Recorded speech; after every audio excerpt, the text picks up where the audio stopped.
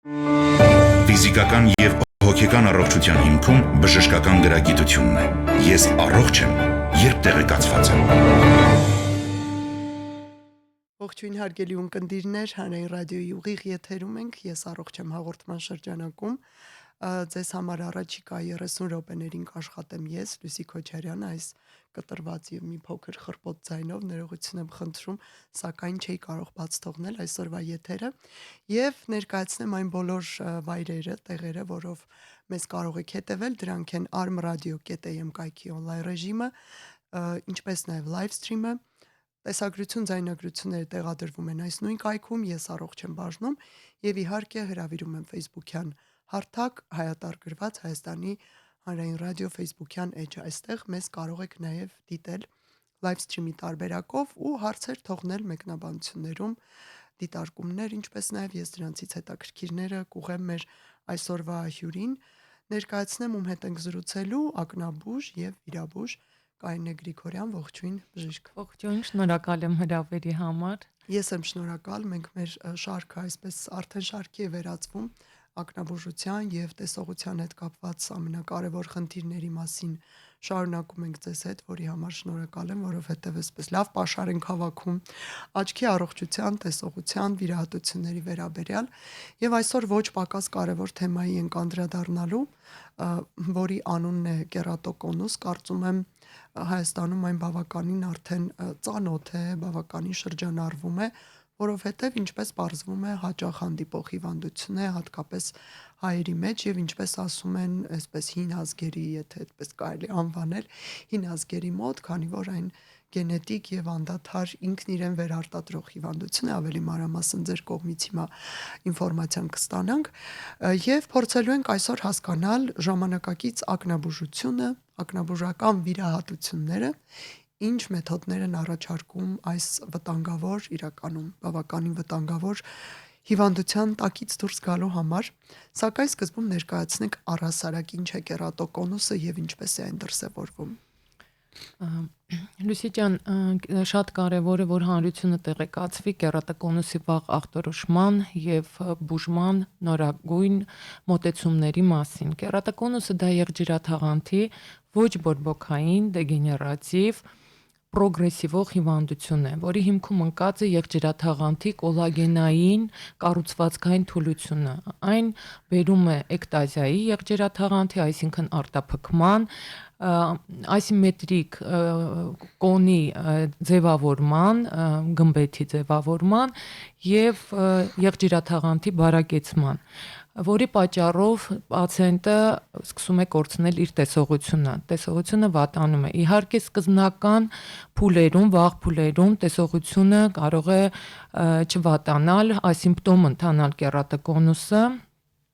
եւ այդ ժամանակ շատ կարեւոր է, որ պացիենտները վաղ դիմեն, այսինքն տարեկան սկրինինգ անցնեն տեսողության, որպեսզի վաղ փուլերում հայտնաբերվի կերատոկոնուսը եւ երբ հայտնաբերվում է վաղ փուլերում, հնարավոր է լինում պահպանել բարձր տեսողությունը վիրահատությունների միջոցով։ Այսինքն այստեղ եւս որքան շուտ հայտնաբերենք, այնքան շուտ կսկսենք քայլեր ձեռնարկել եւ կփրկենք ըստ էության տեսողությունը։ Կարող եք նշել հիմնական այն տարիքային միջակայքը, երբ վտանգավոր է եւ առաջին անգամ սկսում է նկատելի դառնալ այս հիվանդությունը։ Կերատոկոնուսը հայտնաբերվում է դեռահասների մոտ, մինչեւ 35-36 տարեկան այն պրոգրեսիվում է։ Կերատոկոնուսը պատկանում է պրոգրեսիվող հիվանդությունների շարքին, այսինքն բուժման բացակայության դեպքում այն անխուսափելիորեն զարգանում է։ Եվ շատ կարևոր է դեռահասները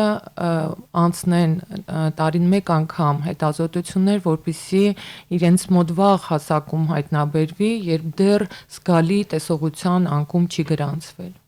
Փաստորեն սա բավականին երիտասարդ ու մանկական, եթե չասենք, բայց շատ վաղ դեռահասական տարիքում դրսևորվող է, պատճառները հայտնի են, թե ոչ, գենետիկա, այլ խնդիրներ։ Երկար տարիներ հետազոտվել են պատճառները հայտնաբերելու համար եւ ասեմ ձեզ պատճառները բազմագործոն են։ Դա եւ գենետիկ նախատրամադրվածությունն է եւ ալերգիկ ատոպիկ ֆոնը, երբ պացիենտը ունի բարձր աչքերում զգայունություն եւ անդադար տրորում է, քրոնիկ տրորում է աչքերը, որ նորից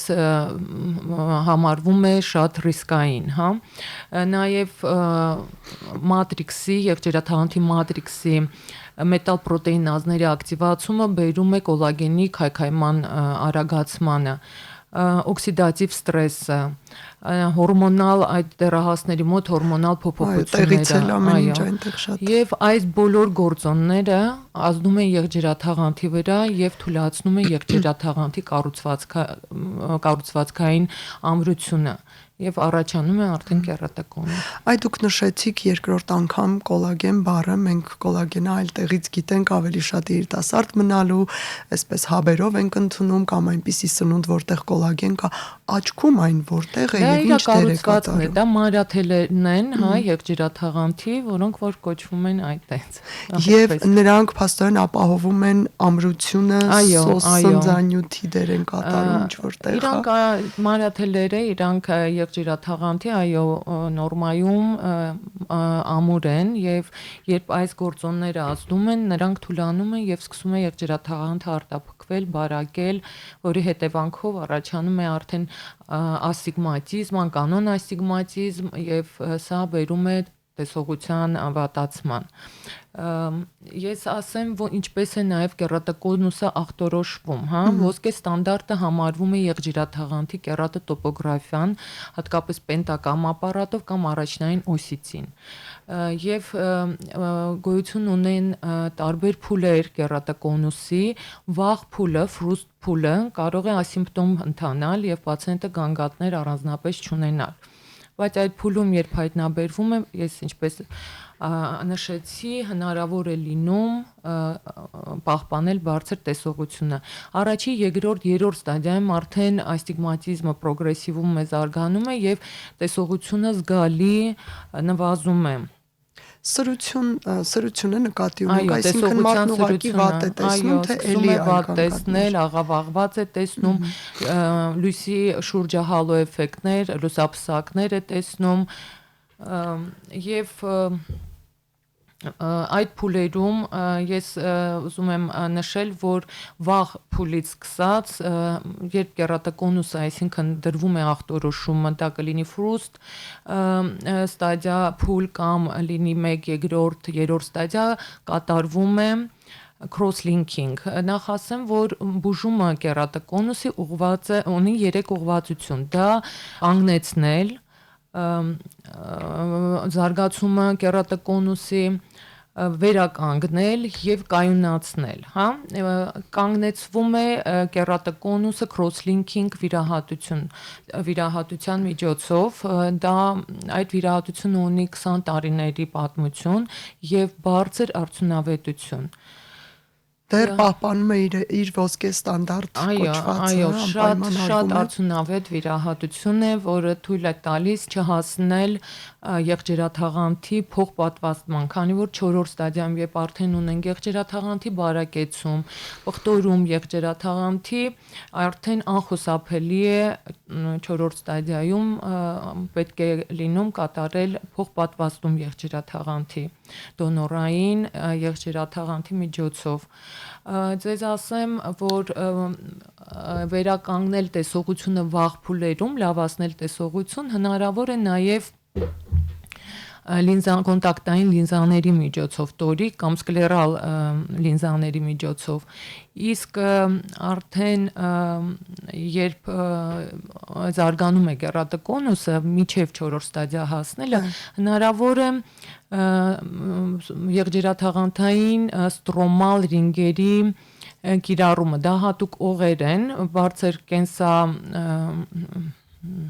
համատեղելիությամբ պատրաստված է պոլիմերից եւ այդ ռինգերի միջոցով մենք կարողանում ենք եղջերաթաղանթի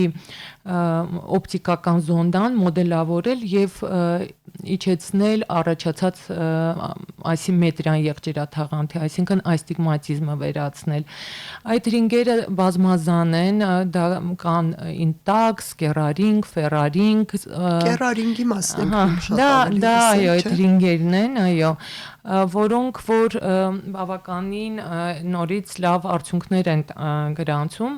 այդ վիրահատություններից հետո, բայց նորագույն մեթոդ է նաև, որ ամբողջ աշխարհում հիմա կիրառվում է ակտիվորեն, ունի 5-ից 7 տարվա պատմություն, դա CARES-ն է, Դա ևս օղակների տեսակ է։ Հիմա կբացատրեմ, Լուսի ջան, դա կորնեալ, ալոգեն,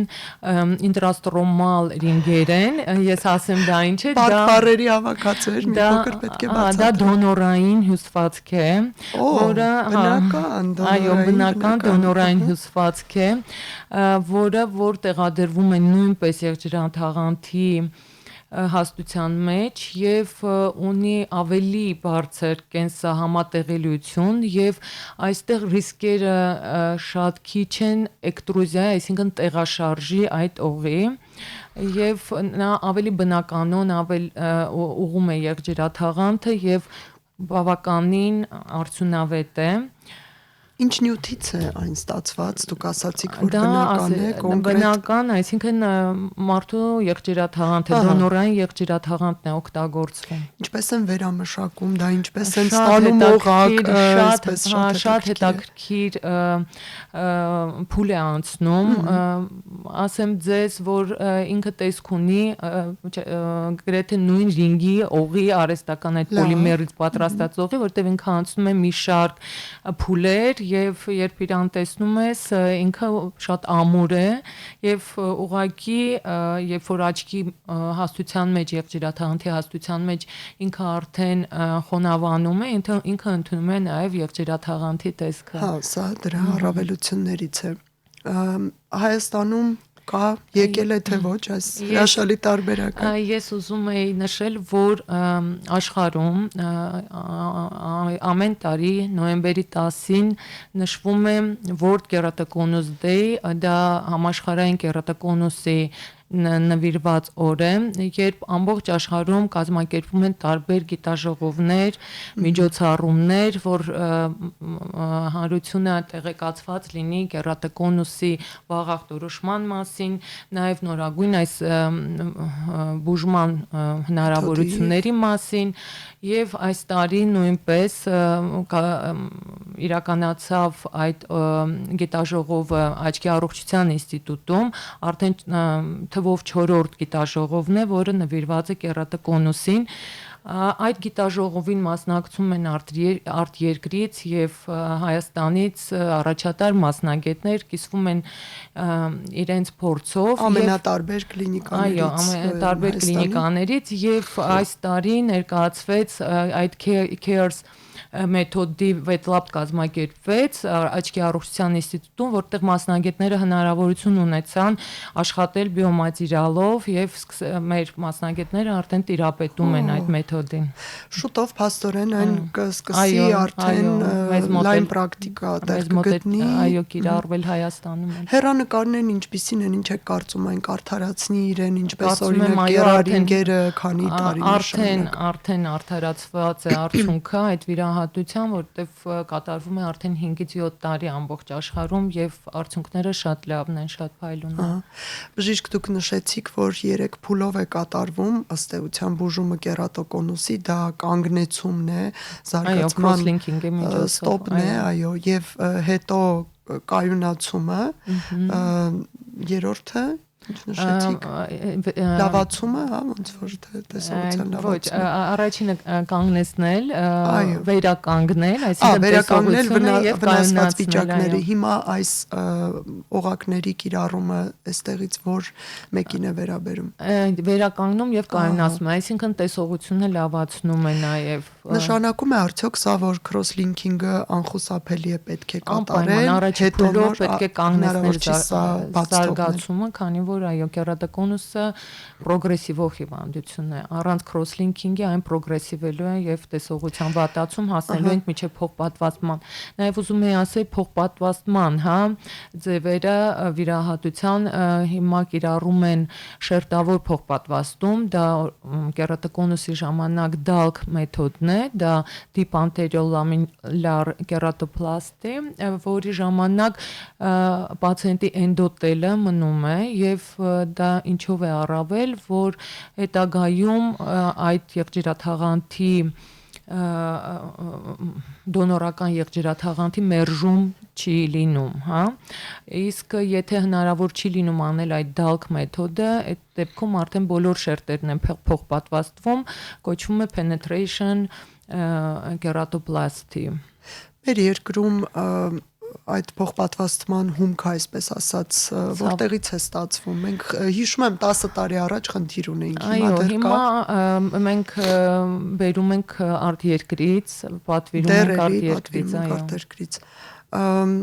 Ինչու այս հարցը չի լուծվում ըստ ձեզ։ Լուծվում է, ասեմ ձեզ, քայլեր կատարվում են։ Քայլեր կատարվում են, ուսադրող քայլեր են կատարվում, կարծում եմ հաջորդ տարի արդեն մենք ունենանք Հայաստանում մեր բանկը եղջերաթաղանթների դոնորական։ Որովհետև սա արագությունը կավելացնի, չէ, բոլոր քայլերի, ռեսուրսների խնայողություն, ֆինանսներ եւ նաեւ, արդյունավետությունը բարձր կլինի այդ վիրահատությունից հետո,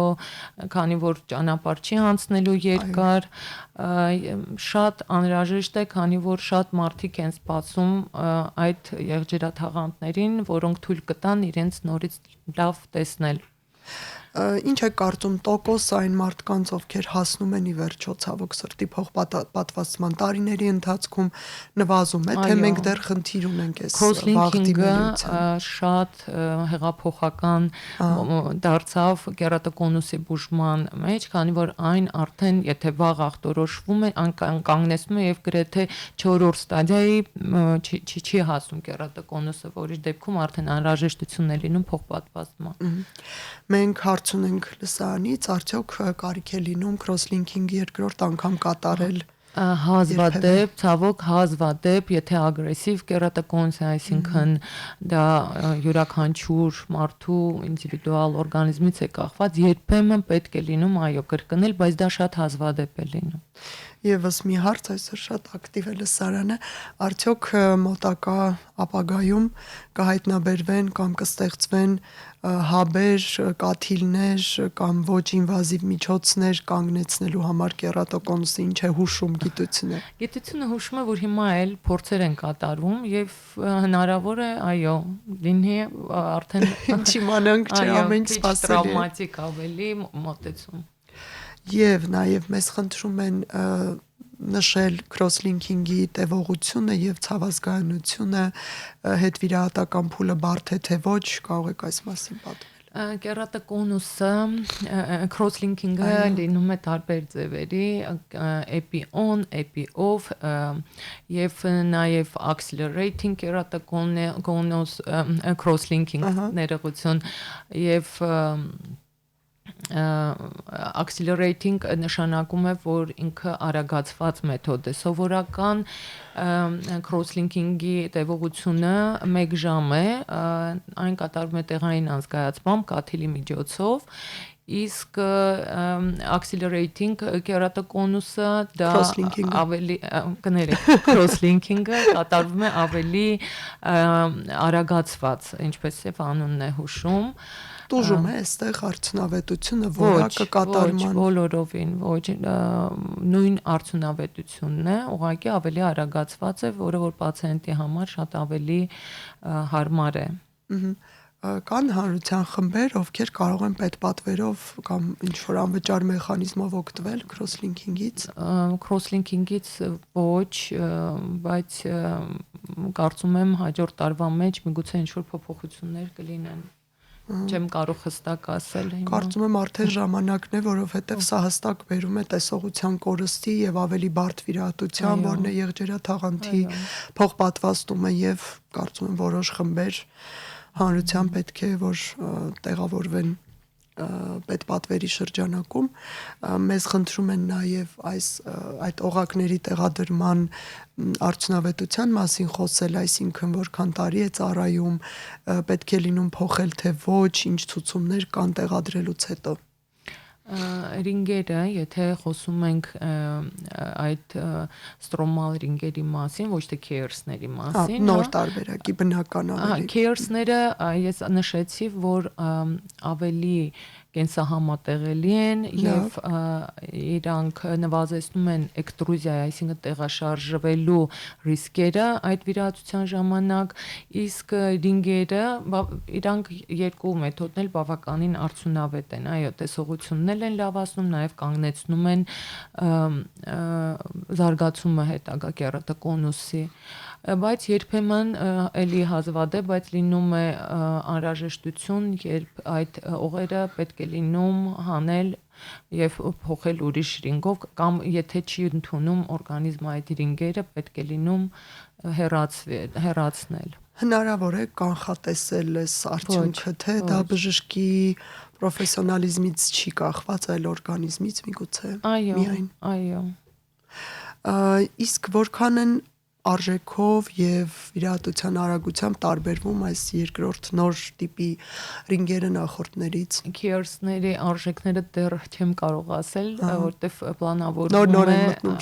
պլանավորվում է հաջորդ տարվա մեջ դեռ բարշի։ Իսկ շատ թանկարժեք կլինեն ըստ ձեզ, ինչպես ամեն նորություն է լինում սկզբում իրականում։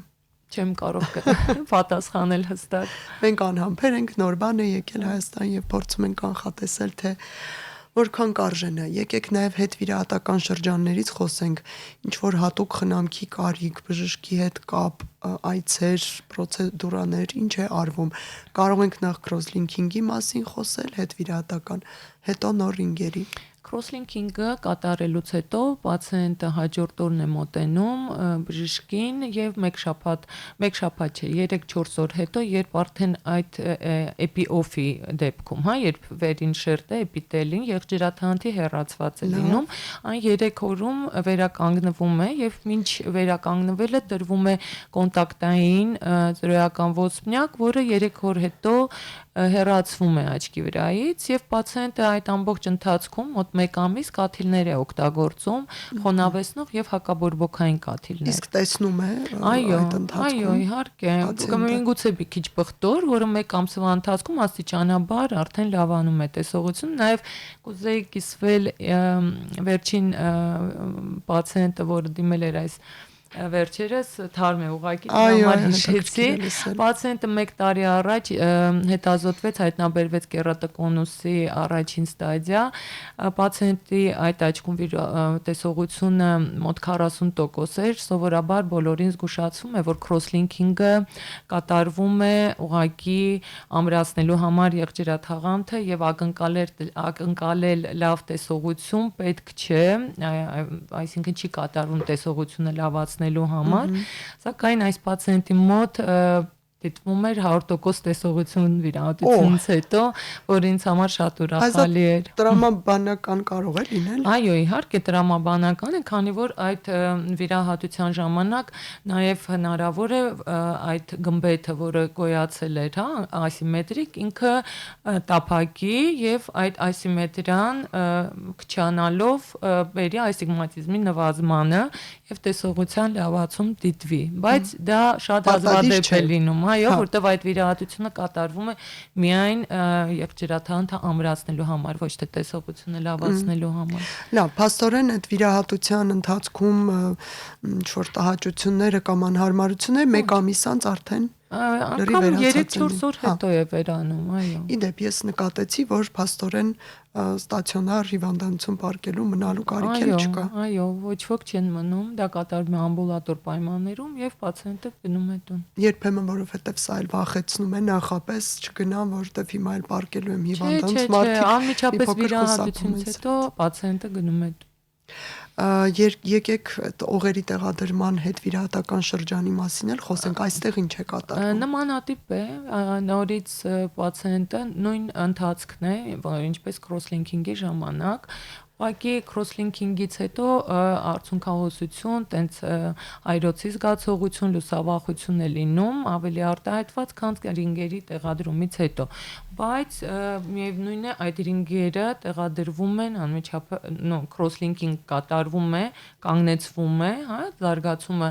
կերատակոնուսի նոր հետո անցնում ենք մյուս էտապներին, այսինքն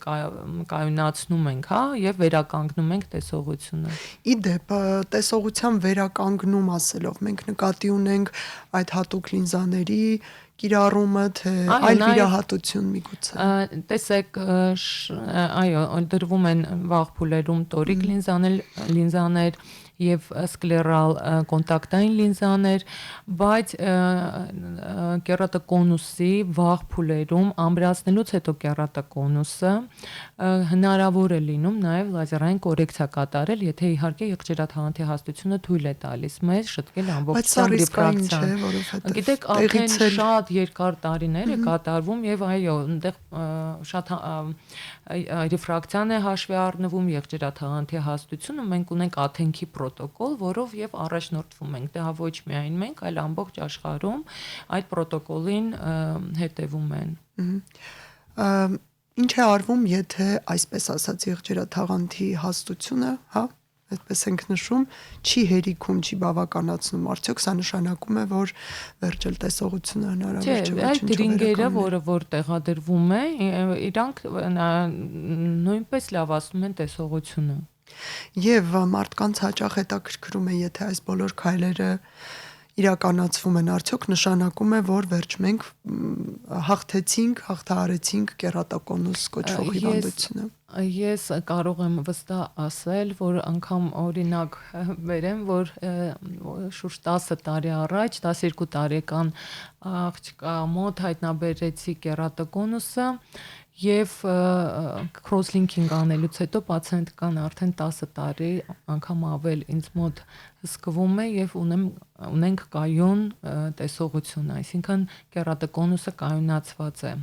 եւ չի զարգացել այս 10 տարիների ընթացքում։ Սա իհարկե չի նշանակում, որ այլևս կյանքում երբեք չի զարգանա, բայց դրական են արդյունքները, այսպես ասած։ Մի հարց էլ ունենք, արդյոք ճիշտ է կապ ունի իրողության հետ, որ հին ազգերի մոտ է սա հանդիպում, սա անհանգստացնում է շատերին, արդյոք դա իրոք այդպես է, թե ցանկացած մարդու մոտ կարող է հանդիպել։ Ես հարցազրույցի սկզբում պատճառների մեջ նշեցի գենետիկ նախատրամադրվածությունը։ Ինչ հաճախ հանդիպող պատճառն է։ Այո։ Շնորհակալություն եւ կանխարգելման մասին, չգիտեմ, այստեղ իմաստ ունի խոսել։ Թե ոչ, եթե գենետիկ է եւ եթե ագրեսիվ զարգացող է, ինչ անել։ Ես ուզում եմ խորհուրդ տալ, որ պարտադիր տարին մեկ անգամ կատարեն աչքերի սկրինինգ, հա, տեսողության սկրինինգ, հատկապես դեռահասները։ Նաև այն մարդիկ, ովքեր զգում են անհրաժեշտություն հաճախակի ակնոց փոխելու, դա էլ է մտահոգիչ, քանի որ հնարավոր է աստիգմատիզմն է զարգանում, շատանում եւ պատճառը դա է, որ հաճախակի ակնոցի փոխելու կարիք է լինում։ Այսինքն տեսողությունը անընդհատ ակնոցով վատանում է, դա շատ կասկածելի է, պարտադիր պետք է դիմել ակնաբուժի։ Նաև պետք է ասեմ, ովքեր ունեն ընտանեկան պատմություն, դա նշանակում է մերձավոր հարազատները, եթե ունեն կերատակոնուս, պարտադիր իրենք էլ պետք է անցնեն սկրինինգ բացառելու կերատակոնուսը։ Չտրորել աչքերը։ Ամենակարևորը, որ ուզում եմ ասել, որ պետք է այդ սովորությանը վերջ տալ, աչքերը չտրորել, որովհետև դա ապացուցված է գիտականորեն, որ բերում է կերատակոնուսի զարգացմանը անշուշտ, եթե կան պատճառներ, հա, այսինքն նախատրամադրող պատճառներ, այդ տրորելը ինքը նպաստում է կերատակոնուսի զարգացմանը։ Մեխանիկական վնասի մասին է, այստեղ խոսքը թե նաև ինֆեկցիա անցկացնելու, կեղտոտ ձեռքեր, մեխանիկական։ Ուղղակի ապշեցուցիչ է, որ մեխանիկական տրորումը փաստորեն այդքան կարող է ազդել։ Այո։ Հասկանալի է։ Շնորհակալություն։ այսքանով ավարտենք մեր իրազեկումը կերատոկոնուսի եւ դրա բուժման վիրահատությունների վերաբերյալ։ Մենք զրուցեցինք ակնաբուժ եւ վիրաբուժ Կարինե Գրիգորյանի հետ, ուշադիր եղեք, հատկապես դեռահասության տարիքում բաց մի թողեք տեսողության ստուգումը, ասենց կարճ ասեմ, որը ի դեպ շատ արագ եւ շատ անցավ, շատ հեշտ հնարավոր է կատարել, այստեղ ոչ մի բարդ բան չկա եւ ուշադիր եղեք իհարկե կերատոկոնուսի գանգատների, նախանշանների նկատմամբ այստեղ եւս շատ կարեւոր է վաղ ախտորոշումը եւ վաղ վիրահատական միջամտությունը։ Ձեզ համար աշխատեց Լուսի Քոչարյանը, հուսամ էլի որևէ հետաքրքիր թեմայի շուրջ անպայման տեսողության մասին կհանդիպենք ձեզ հետ եւ ցտեսություն բոլորին։ Ֆիզիկական եւ հոգեկան առողջության հիմքում բժշկական գրագիտությունն է։ Ես առողջ եմ, երբ տեղեկացված եմ։